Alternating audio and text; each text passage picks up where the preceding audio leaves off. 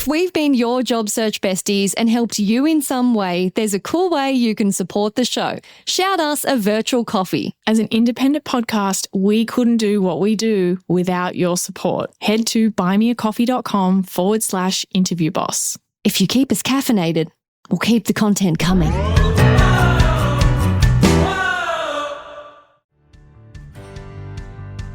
I know that you're a radio station. Yes, I've listened to your radio station before. It's like, okay, well, it doesn't actually mean that you've done any research at all. It might be the kind of thing that everybody just knows. You haven't even clicked on a website. You know it through osmosis. Hey everyone, and welcome back to Interview Boss. My name is Emma. I'm a radio journalist who's teamed up with my sister to give you advice, inspiration and support when you're looking for a new job. Sarah is a HR and recruitment professional, and together we're excited to give you all the tips, tricks and behind the scenes knowledge to help you in your career. Hey Em, and welcome back everyone. We are always telling you guys to shoot your shot. So in every single episode, we tell you about a listener who's done exactly that. This ep, we're shouting out Mindy, another Mindy. How many Mindys do we have listening? That is incredible. Who bought us 10 coffees. She said, 1 year ago, I was in a really bad place. I knew I needed to get out of my old job for my mental health, but I had no idea what I was doing next. I felt overwhelmed and stuck. Then I found Interview Boss through a friend's recommendation. I usually hate podcasts, but I binged your show for about 48 hours straight. I listened nonstop, even on the drive to my interview. I was sweating bullets the whole time, convinced I had no idea what questions they were going to ask and that I was going to screw up. Every time a negative thought popped in, I forced myself to go back to what I wanted to talk about and the things I'd learned from the show. I tried making small talk from the front door to the interview room, which does not come naturally to me at all. Even though it felt awkward, it helped break the ice while we waited for the other interviewer to join us. Then, right at the start of the interview, I literally tripped when I went in for the handshake. We laughed about it, but I replayed that moment in my head 1,000 times after I left. Turns out it didn't matter. They were really excited about me anyway and couldn't wait to hire me. That was when it really clicked that your approach actually works, even when things aren't perfect. Since then, things have kept moving forward in ways I never expected. 6 months later, I ended up planning an event that led me to network with my current employer. That one moment turned into my dream job. I used your techniques for that one too, and here I am. I owe you both more than just coffee. Thank you for being real, for helping people when they really need it, and for keeping the show both helpful and entertaining. Bless you both. Oh, I love this. And also, it's a really big call to say that I enjoyed your podcast and I normally hate podcasts. That is the ultimate compliment. I don't understand because I love podcasts, but that is a huge compliment. That's amazing. Also, can we talk about the tripping over as you go to shake their hand? Mortifying. Horrible, but a great comedic moment. It sounds like you could turn it into a shared laugh. Also, can I just comment as well on, I know it feels like, what a disaster. I've tripped in front of these people. But Mindy mentioned they hired me anyway. Well, of course they did. Can you imagine being like, oh, that girl was so amazing. Her interview was so good. Oh, yeah, but she did trip.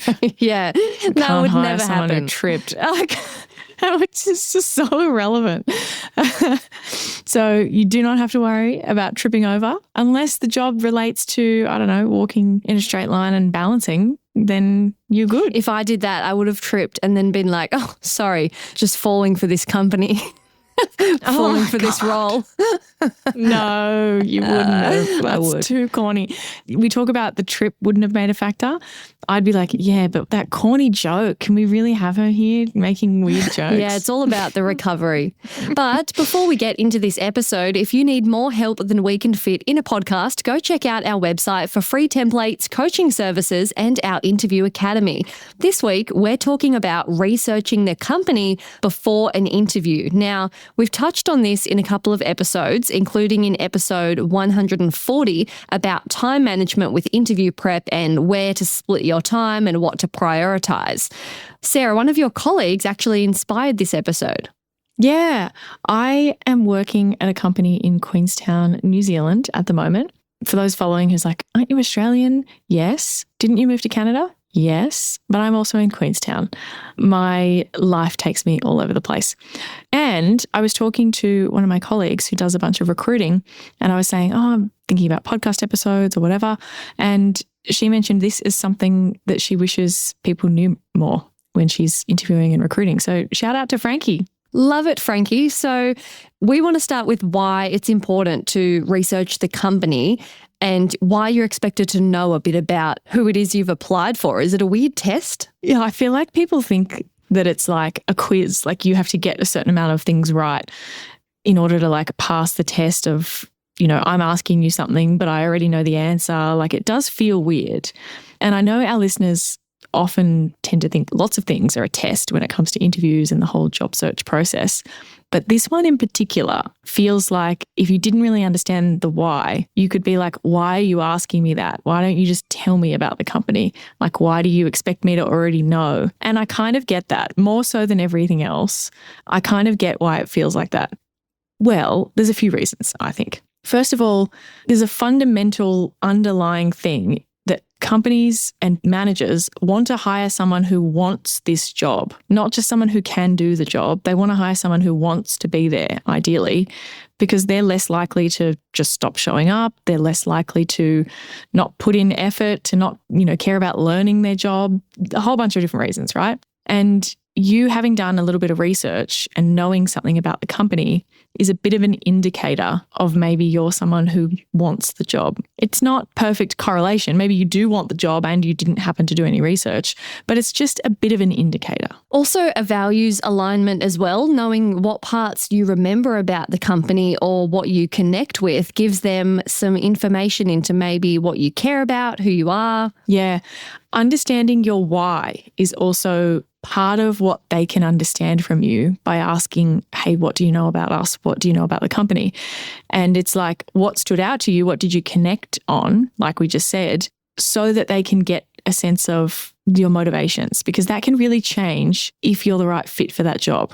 So two people who really want the job and really want to join the company can have different reasons why, and it can really make a difference. And I feel like this is hard to get your head around until you hear an example. So I thought I'd use a bit of an extreme example, let's be honest, but let's say you were interviewing two different people to join some kind of defence force for whatever it is country that you are based in. And both of them really, really want to join the Defence Force. It's been a passion of theirs. They've been working towards this. They're excited about it, right? And then you ask them why. Why are you interested? Like, what is it that you like about working in defence? Why are you interested? And one of them says, oh, well, I'm really excited about being able to use weapons. And the other person says, I really care about protecting our country. And I think those are the values that I really agree with. Pretty different, right? Yeah, I'm a little concerned from person A. Right. Like, and maybe they just, worded it incorrectly, whatever. But it shows how two people who've done the research and can talk about XYZ, I've seen that you've got these new weapons coming and that's why I'm really interested to work with those. Or I've seen you've got these submarines or these tanks or these planes or these boats or whatever, and I'm really interested in that.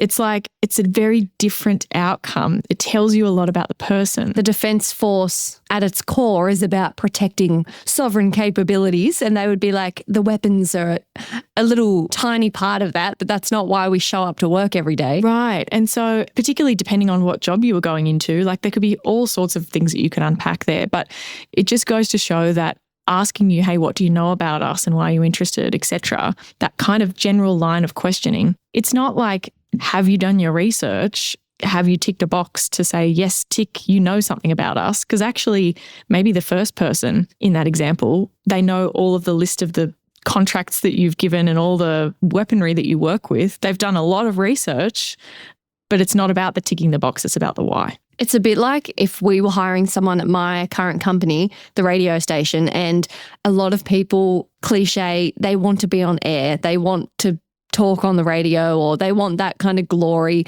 And if they said like, oh, well, I just think it would be amazing to be on air, it would be a little bit of an ick compared to being like, oh, well, I've seen all the amazing stuff your station does for the community with your massive fundraiser for sick kids and how much you connect with audiences and, the reputation. And you have just stolen our thunder for one of our other points later on, but that's great. We can come back to it.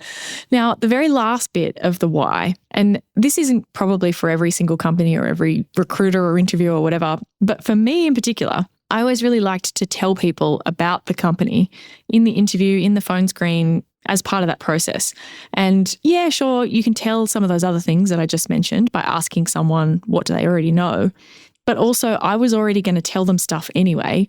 And I just wanted to know, how much from the start do I need to go? Like if I say to you, oh, what do you know about us? And they're like, oh, well, I know you have stores, and it was a retail company. Oh, okay, well, there's a lot more that I need to add. Like I'm kind of starting from, yeah, well, actually, did you know that we do this? We have stores here, it's national, it's whatever. Versus someone saying, oh, yeah, a friend of mine works there. Oh, cool. Okay. So you know, blah, blah, blah. Yep, great. Okay, now I can start at, well, did you know these things that are maybe lesser known? So I'm not having to say, wow, did you know we have stores, to every single person who might be like, yes, of course I knew that. So there's a practical element there as well of why I would often ask people. So let's go into the kind of mistakes that we see people make when it comes to researching the company. Number one is not knowing anything whatsoever or only the most obvious thing. So most companies would have some obvious, major thing that everyone would know about them, but often that doesn't really count for much. Like, I know that you sell clothes, or really straightforward, I know that you're a radio station. Yes, I've listened to your radio station before. It's like, okay, well, like it doesn't actually mean that you've done any research at all. It might be the kind of thing that everybody just knows. You haven't even clicked on a website. You know it through osmosis. Yes. Yeah. You've just walked past it before, or you know that the supermarket sells food. Yeah. Or like just what every random person on the street would know about that company. It kind of doesn't count for much, really. Like you need to do some research. Now, I kind of know that if you're listening to this podcast, the chances are you don't really fall into this category. Like probably our listeners are doing research on the company, right? I kind of get that. But I think it's important to mention and to talk about some of the ways that people go wrong with this. So if a company is B2C, and I feel like you're going to ask me, what does that mean? Or have you? I always forget. You've told me before, B2B's business to business or something, and B2C must be to consumer or something. Yeah, business to consumer, yeah. So it just means like if they're customer facing, sometimes the customer or consumer facing information that you can get about that company like is to communicate the service that they provide. Like that website, for example, your company's website is about the radio station. That website is for your radio listeners. And so it's talking about radio listener things. It doesn't necessarily explain the company. Prizes on offer and yeah.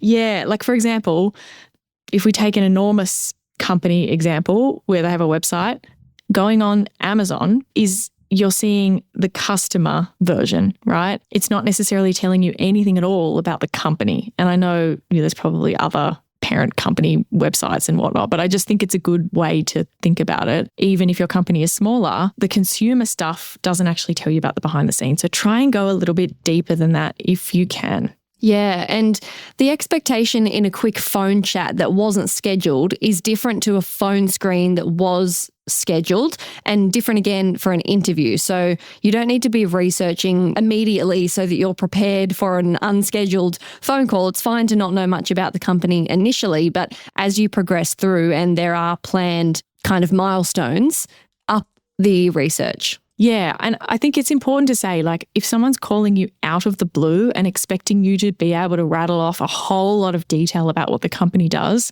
that is an unfair expectation. And I really think that in most cases, there's an understanding of like, oh yeah, oh, I know bits and pieces. Whereas if you've scheduled it, you're expected to know more because you were able to know in advance and prepare a little bit.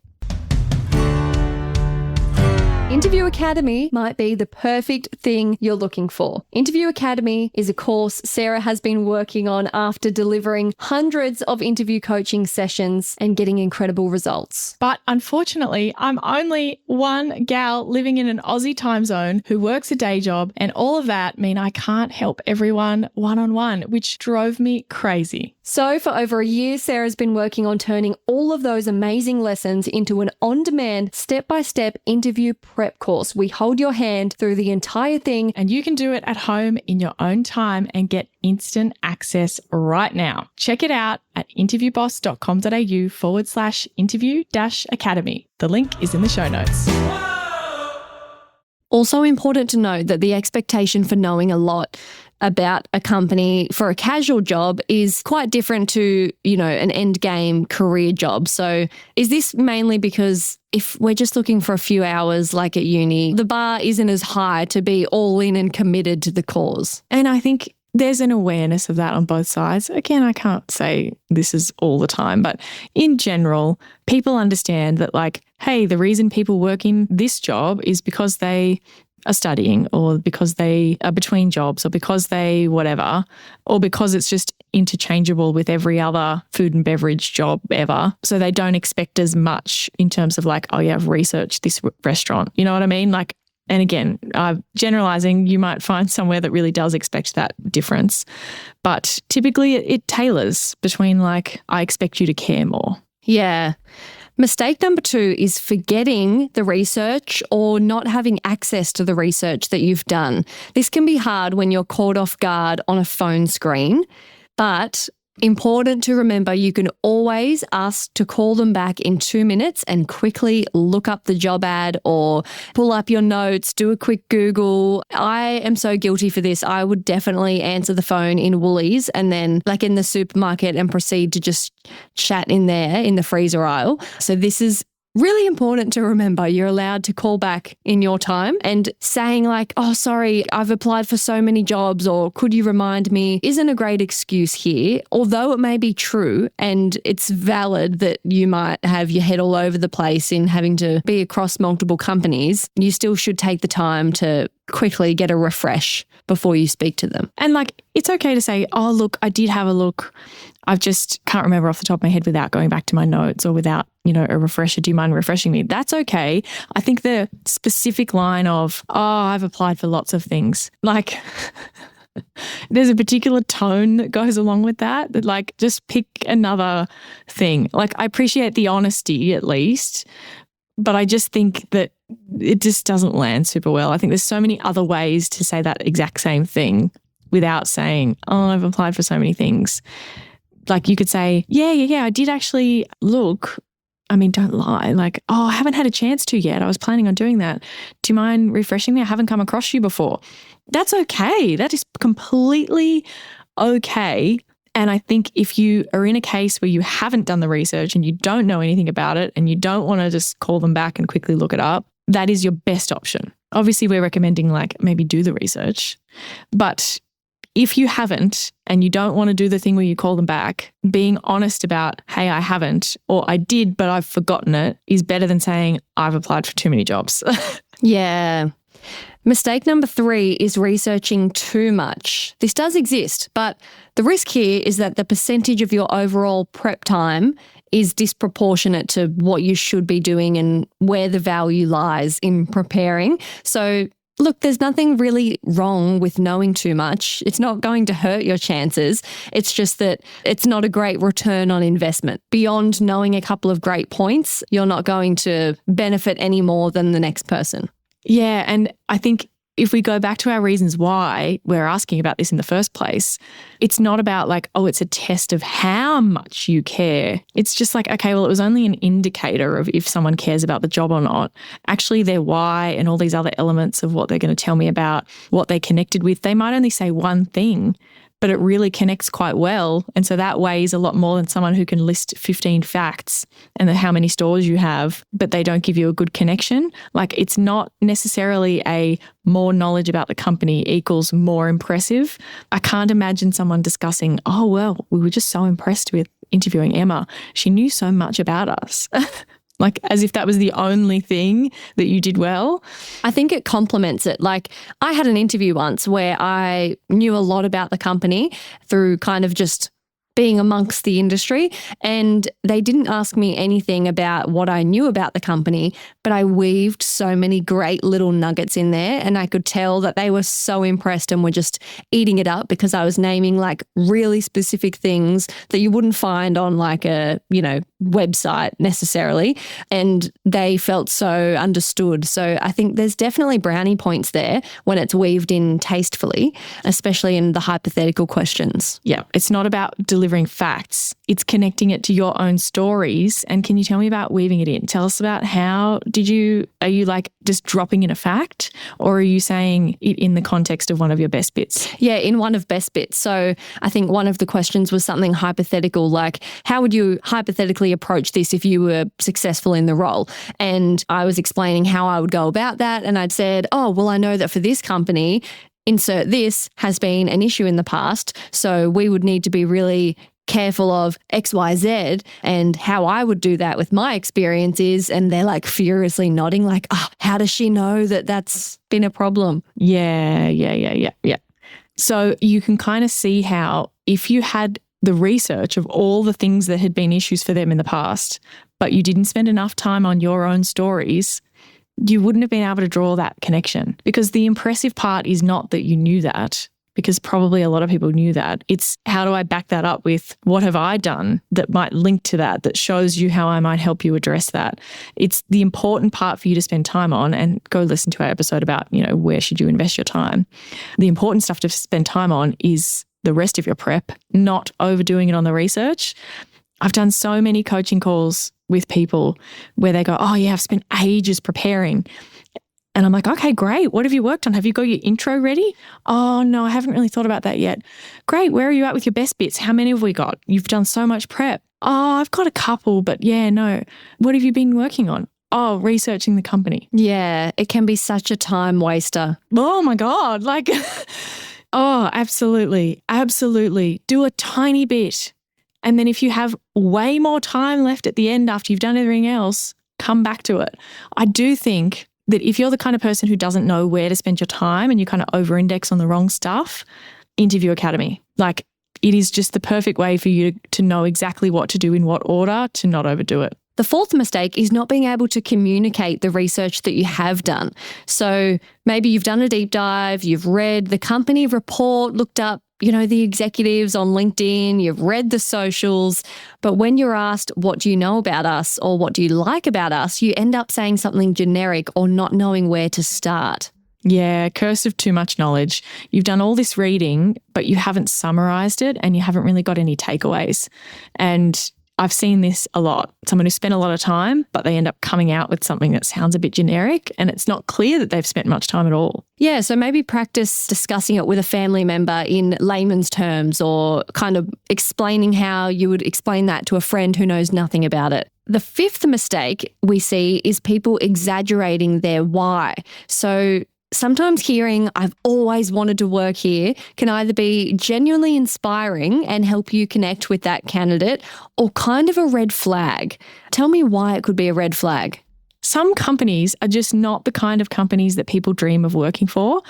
And so if you're saying, oh, what do you know about us as a company? Oh, well, I've always wanted to work here. I've thought that you were incredible since I was a kid. And like, hey, sometimes that might be true.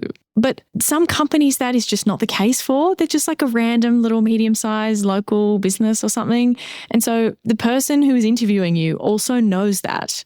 They know that like people don't dream of working here. Like, it doesn't mean we're a bad company. They're just like, that's just not how that works for us. And they don't expect you to say that. So don't say those things unless they're true. If it is actually genuinely true and you've got a reason, well, yeah, explain it a bit more. Like, why did you dream of working at this random small company? Like, explain.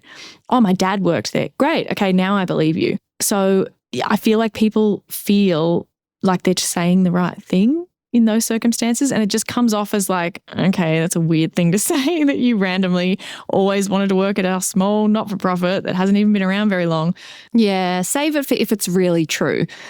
The sixth mistake we see is being a marketer's dream. So people are often most excited about interviews or job applications when the company has a really flashy careers page, spends a lot of time and energy on making themselves look like a good place to work. And sometimes that means, they genuinely are an amazing place to work. But sometimes it just means that they're not that different to anywhere else. They just spend a lot of time on marketing and making themselves look epic, and they're just dressed up all fancy. So that's something to keep in mind. Boring companies can be brilliant places to work too. And if you're saving your excitement and doing the most research on the company that's the flashiest, they're probably the ones that are hearing all the good stuff all the time. And that's actually not even going to set you apart. It's the companies that don't have as much of that people aren't as likely to do that for, but they can still be the most incredible place to work. Like, what it looks like on the outside doesn't always correlate to what it's like working there at all. Yeah, definitely. So I guess don't save up all your excitement for the fact that it looks so good. Or you've done more research because you liked the flashiness of it versus less research because there wasn't that much when you first started digging, like be curious, be interested, be all of those things equally, because you could surprise yourself. Good luck out there. Research is important, but don't get caught in the productive procrastination trap where it appears to be productive so it feels good, but really you're doing yourself a disservice. The best use of your time will always be in your actual preparation of best bits. Yep. And use your company research in different places. Bring some notes in, write some notes if you've got a phone, chat, bring a notebook into your interview.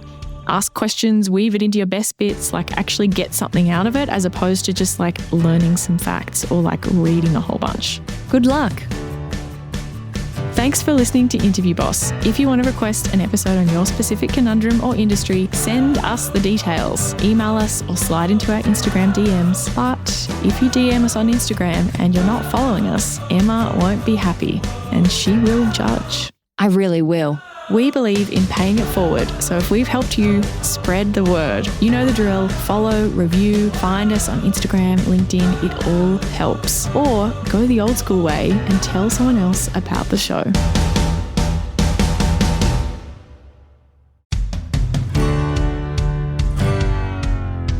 Can you believe we started Interview Boss in 2021? Not really. It's insane. That's a lot of episodes and a lot of hours of talking. Oh my gosh, it is. And if you're scrolling through all of our episodes, you might scroll straight past something that you really, really needed. Yes, we're always getting messages from people asking us to do an episode on something, and I'm like, we already have. So we've put together playlists to help you find the episodes that are exactly what you need, suited to your situation. They're all categorized. If you're applying for jobs, we have episodes about resumes, cover letters, job ads. If you've been offered your dream job, we have episodes on resigning, exit interviews, and how to impress at your new company. And we even have a very special playlist that's very popular for if you have an interview coming up immediately and you need just our most recommended hard-hitting episodes between now and then. For all our last-minute listeners. It's all there for you. You can browse by category and check out all the playlists at interviewboss.com.au/podcast.